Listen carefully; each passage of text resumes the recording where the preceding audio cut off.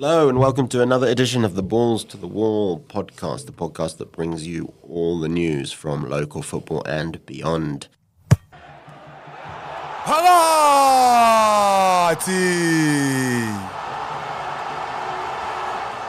I'm joined, as usual today, by Tsepo Ntomalengwe, Orlando Pirates writer and general football writer. How are you, Tsepo? I'm all right, John, to yourself? I'm good, thank you. We are not going to have the esteemed company of Mr. Sibonga Senigumbi today. He is away on a well-earned break. So it's just us two. It might be a bit shorter than usual, but we'll try and keep it sweet, short and sweet. And we will first look back on the weekend's action, starting with the Soweto derby, which saw Orlando Pirates finally this season beat Kaizer Chiefs to reach the Nedbank Cup final. It needed extra time for them to do it, but Jose Riveiro's side will play Sekhukhune United in the final of the Nedbank Cup on May the 27th at Loftus Stadium. For Kaizer Chiefs, it is an 8th season in a row now without a single piece of official PSL silverware in their trophy cabinet. Tsepo, you went to the game. What did you make of it? It was a tense affair for much of it. It was very tense. It was very tense, Jonty. And, the fact that Chiefs has beaten Pirates twice already in the season. So they came into this game, knowing very much that they have to win it. And especially the fact that, Chiefs players, when they were drawn against Chiefs, they were celebrating and all of that. So they wanted to prove a point. And, it showed during the game. I mean, there was even a commotion, during the match and all of that, players fighting and all of that. But again, I think what matters most for Pirates is that, we are now in the final. Yes, Chiefs might have beaten them twice in the league, but what matters most is that we are now in the final, and we are on the run for their second trophy in the season, which is, I think, very good for them. Yeah, you had Kermit Erasmus scoring in the 14th minute, tap-in to give Pirates the lead. Yusuf Mart with a good goal with 11 minutes left, getting Chiefs back into the game. And then Mtetwa with a rare goal, a header, a good header from across to give Pirates the win.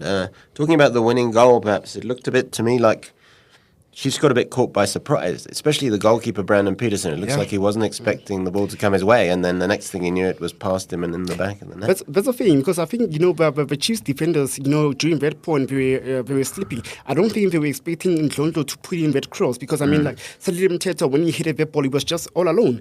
And again, I think it's very difficult for any goalkeeper. When a player, hits a ball and just bounces, it becomes very difficult for the goalkeeper, and that's what, gave Peterson, the problem, because he couldn't save it. Any goalkeeper in the world couldn't, it's very difficult to save a ball like that.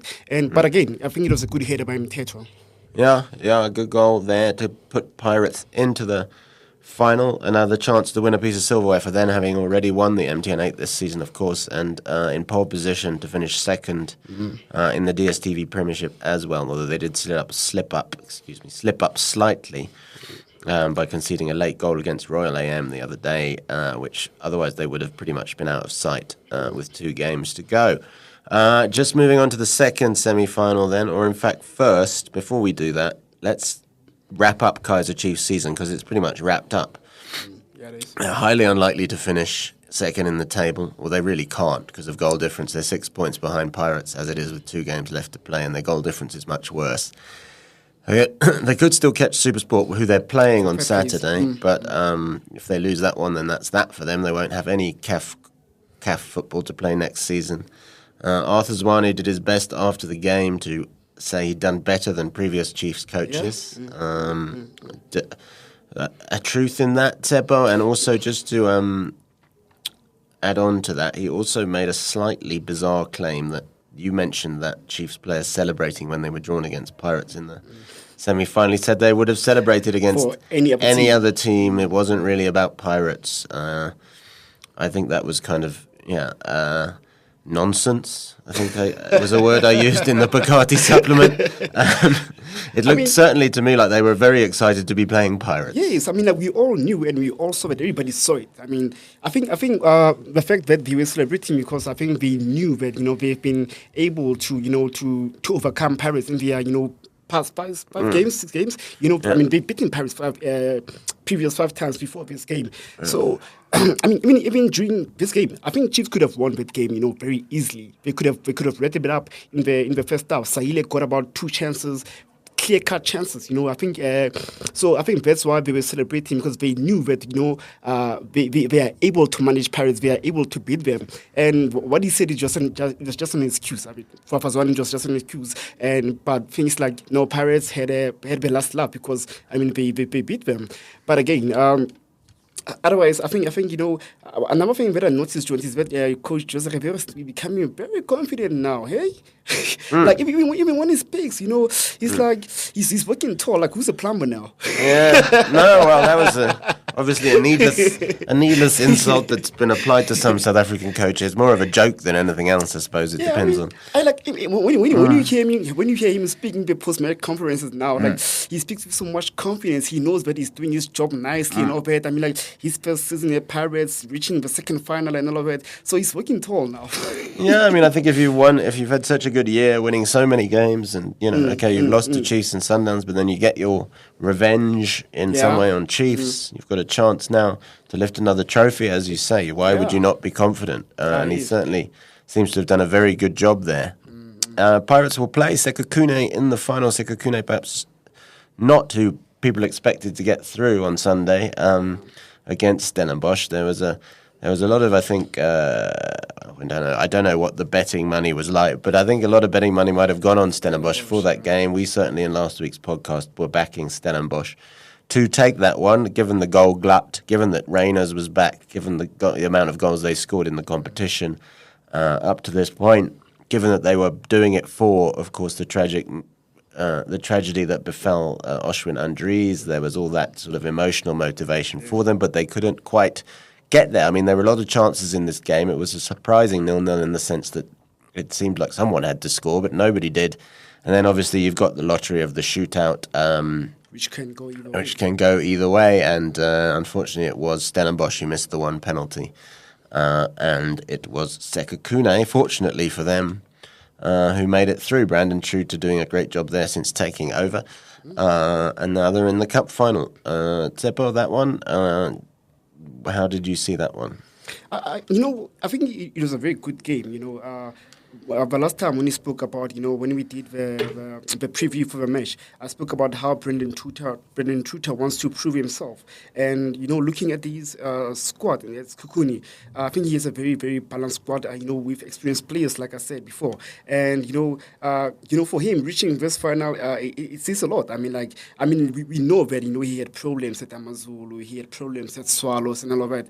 But right now, as Sekhukhune, I think he's very comfortable. Last week, prior to the game, we attended the media open day where, the environment is Sekhukhune, Jonty. It's very nice. Brendan Tuta, the way he communicates with his players, the way, I don't know, like, it's very nice to see because, he's someone who's very, he's a father-like figure, and I think, that's why his players like him so much because, when you see them play on the field, they give their all. Players like Bernard Parker, Vilakazi, they are big-name players, but they respect him. It's very nice to see. And I think, Brendan Tuta, we have to give credit to him because, since ever he took over at Sekhukhune, he's been doing a quite good job. Yeah, just to go back over the penalties, there was actually 2 misses from Stellenbosch and 1 from Sekhukhune. Quite surprisingly, in fact, Ikram Reyners missed for Stellenbosch. You'd expect him to score. Then Sibusiso Vilakazi missed for Sekhukhune. You'd expect Sibusiso Vilakazi to score. Yeah. So that was a surprise first up. Then Junior Mendieta and Edwin Jima scored. Cardoso and Basadian scored. And then you had, unfortunately for Stellenbosch, Hernandez missing that penalty. So it was a good result for Sekhukhune. I guess the goalkeeper is always the hero when you have a penalty shootout. Yeah. So a good day for Sangare, who was the hero on the day and was mobbed by his teammates after they triumphed. So and a chance for, of course, Sibusiso Vilakazi is another story because he was looking for a club earlier this season. Yeah. Didn't seem to be able to find one. It fell apart a bit with TS Galaxy. he perhaps had a different way of thinking than Sead Ramovic, who didn't have very nice things to say about Vilakazi. A lot of people, including Pizza Mosimane, came out in support of rumble on Twitter and all of that. I mean, like, yeah, there was a bit of a rumble there. Came out in support of Vilakazi, and now, yeah, I guess he's got the last laugh on some level because he's in the final of a big cup competition, a chance to prove that he's still got it at that level when they play Pirates. Good for Sekhukhune to have, Letsoalo, Vilakazi, some really experienced players that can cause Pirates some problems. I mean, like, we have a very balanced squad, like I said. When I saw them at training, Jonty, like the way we are doing things and all of it, I mean, like, a lot of people may take Sekhukhune lightly, but to tell the truth, we are a very, very well-organized team. We've experienced players. Kado Sove as well. I mean, Lindam Dambo, and the way we are so united, Jonty, I think they deserve to win something. I know it's going to be very difficult for them to come up against Pirates because Pirates want to prove a point as well because they want to win their second trophy this season. But again, if Sekhukhune wins this tournament, I would be happy for them. Yeah.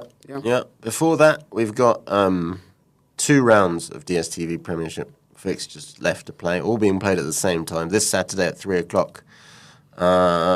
Obviously, the DStv Premiership title long since decided. There is still, interestingly enough, a game that, a league game between Orlando Pirates and Sekhukhune taking place on Saturday. A little bit of a warm-up for the final, and also if Pirates can win it, another step, or perhaps even confirmation that they will play in the Champions League next season.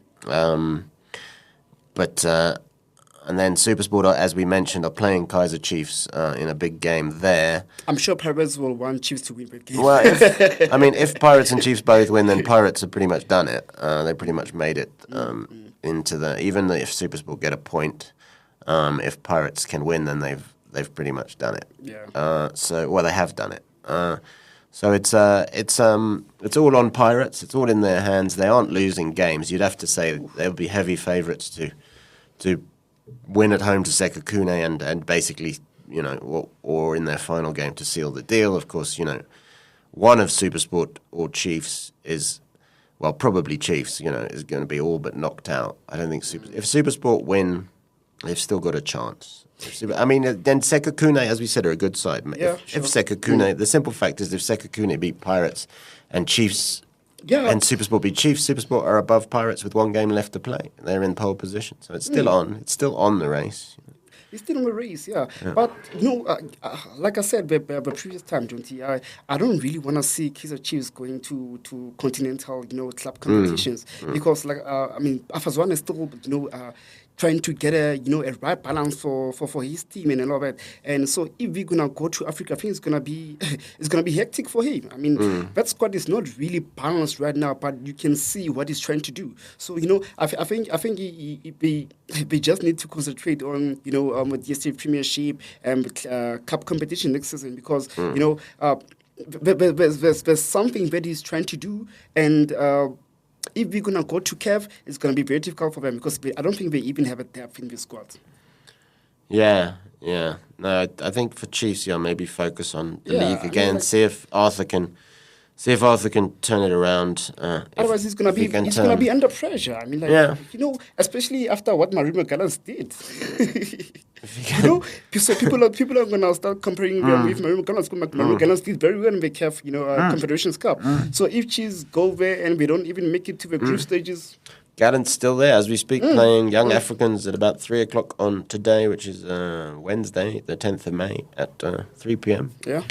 Good luck to them in that one. We won't touch on that too much because by the time people listen to this, it might be a clearer picture of what's happening in that game. We've also got a relegation scrap ongoing. Maritzburg United, Chipper United. Gallant's still down there. They could still win the Confed Cup and get relegated. It's not beyond the realm of possibility. Richards Bay probably just about okay, but also still down there. Galaxy not safe. Amazulu just about safe. How do you see that? Maritzburg still have to play Sundowns next week, but Sundowns will be in the middle of a CAF semi-final and maybe won't be as focused as they might be on that game. I don't know how you see that one. I mean, it's very disappointing to see a team like Maritzburg, their campaign has been really, really bad this season. And, at the moment, I'm really scared for them because I don't really want to see them get relegated. I would rather have Chippa get relegated. I'm sorry, but I would rather have Chippa get relegated because I think Maritzburg is a good team, and they brought us the Friday night games and all of that. I mean, like they bring that spark in with yesterday Premiership, But this season hasn't really been, it's been very bad. It's been very bad for them.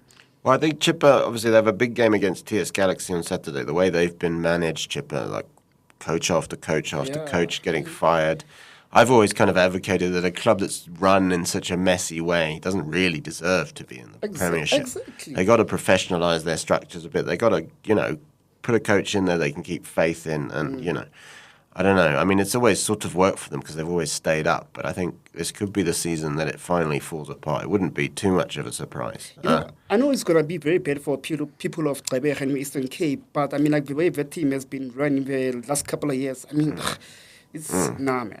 And Maritzburg still have they have a must-win game really against Stellenbosch on Saturday, and then they'll probably also have to beat. They'll probably also have to beat Sundowns, so it's tricky for Fadlu Davids, man. They just haven't been able to put it together, and it's looking pretty bleak there. And there's a KZN derby between Arrows and Amazulu. Both those sides pretty much safe, as we said.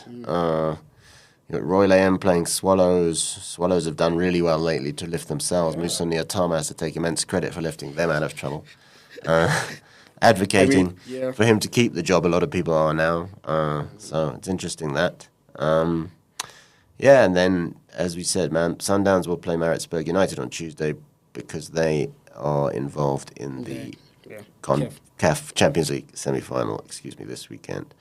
And to finish off, I think, let's go to that big game, 2 legs, semi-final, Sundowns Wydad, two clubs with plenty of African experience.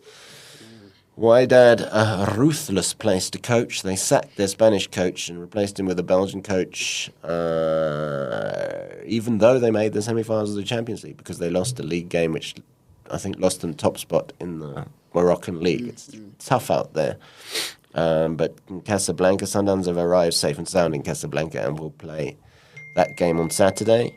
Seppo, will Sundowns finally break the Wydad curse a little bit? I mean, they've beaten Wydad in the past, but they've lost to them, I think, in the knockout stages on a couple of occasions recently. It's about time. It's about time. I mean, like, we know that, Riani has done very well and all of that. And what he has to do right now is just, prove his point in the continental, competitions. I mean, like, yes, we know that Peter Bosamane did well, won the Super League, the CAF Champions League, all of that. So Riani, what he's doing right now, he wants to write his own history. And, the way that he's been going right now, I think he's in a very good path. And looking at the way they've been playing, lately with yesterday Premiership, they've been relaxed, but when it comes to the CAF Champions League, I mean, they know that they have to deliver, and with the way Rudani wants to see his name being written all over, I mean, I saw a lot of coaches, praising him after that Al Ahly win. A lot of people are seeing what he's trying to do at Sundowns, and I think right now. They have everything, to conquer Africa. Rudani Mokoena has the squad, has the players, and what he just needs to do that make sure that he beats Wydad. I mean, they are capable of beating Wydad. Yeah, I mean, I know. Also, obviously, I mean, I'm sure ideally they would have a similar result to the one they got in Algeria against Belouizdad, which basically killed that tie off in the first leg. They had picked up such an emphatic win that the Algerians were never really going to get back into it in Pretoria. So, I mean, that is something they'll probably be targeting, perhaps. And if anyone's going to find weaknesses in Wydad, it's going to be Rulani with the amount of technical and his team, with the amount of analysis that goes into it. So good luck to Sundowns in that one. Also, good luck to Percy Tau. Al Ahly will be playing. Percy Tau's Al Ahly will be playing Esperance in the other semi-final this weekend. And Tau has really shone for Ali in the later stages of this season's been on CAF fire. Champions League. He's been in on brilliant fire. form, even scoring when they were hammered here by Sundowns. Sundowns, yeah, but that was a good goal. Yeah. Good goal, and then he made a beautiful assist during the quarterfinals, and really has been a key member of that Ali team, which is great for him. I think at some point it looked like he wasn't going to play again for them, or he was really struggling with injuries. So hopefully he can push through, and for South Africa's sake, perhaps it'll be even Bruce was complaining, but now he's happy to see him performing very well. Yeah. Perhaps we'll see an Al Ali Sundowns rematch in the final. That would be some game. I'm sure Ali would be keen to prove that, whatever you do to them in the group stages, they end up winning the tournament. Exactly. And I think that's what the coach said the other time, Yeah. But, okay, that's fine. You guys beat us. We'll meet in the final. When Pitso was in charge of Ali, he said that. I think they lost to them in the group. They said, well... Oh, yeah. And they came through and they won the tournament. They didn't beat Sundowns. Sundowns lost in the quarterfinals that season, I think. But, so we'll wait and see. Good to see such a big South African representation in CAF competitions, including, of course, Marumo Gallants, who, as we mentioned, good luck to them against young Africans of Tanzania today. I heard one of the players was saying that a lot of people are not really giving them credit for what they have done in Africa, and I think he was right, because I don't see a lot of people talking about what we have did. I mean, we've done very well. I mean, for a team like Marumo Gallants to be in the stages of a tournament, CAF. No, it's amazing, it's a and big beating deal. big sides like Pyramids of Egypt in the last round. They did really well in the group stages. One just hopes that they can stay up, because you never want that tag of having won the CAF Confederation Cup and then getting relegated. And we all know the financial implications of relegation, etc., etc. So, hopefully for their sake, they can stay up. And obviously, also if they do get relegated, people will probably say, well, they should have focused more on the league. It's inevitable, but they've done really well, and hopefully they can. I think it'll be good for South African football if they can also survive. Yeah. Okay, I think that's good for today. Thank you to Tsepo for, as usual, coming in and giving his wisdom. We'll be back next week, but for now, please do follow us on Twitter at Pakati with 3 A's, like us on Facebook at Pakati, again with 3 A's, and get your copy of the Pakati supplement every Tuesday free when you buy the Citizen newspaper. We'll see you next time. Thanks. Bye.